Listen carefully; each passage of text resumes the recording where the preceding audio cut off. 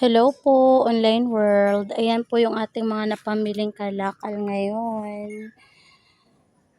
Sa ating pong sirangkalan, ayan, kabilang po siya sa bakal, 12 pesos per kilo po. Kasama po nitong mga cover po ng electric fan.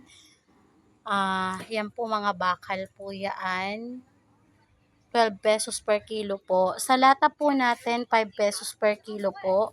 Kasama po ng ating yero, 5 pesos per kilo po siya. Anay, pating mo ito, look this. So, sa mga alambre po, ayan, ang kilo po natin yan, 5 pesos per kilo po.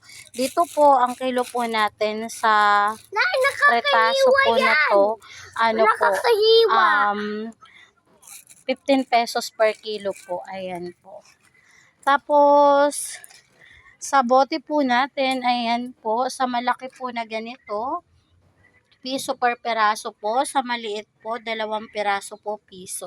Sa ating pong basket, ayan po, dahil plastic po siya, 2 pesos per kilo po.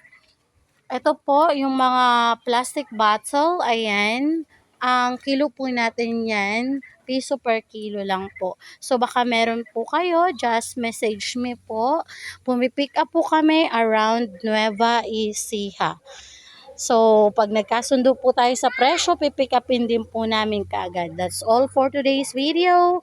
Thank you for watching. Bye-bye! Anay, look this. Anay, look this.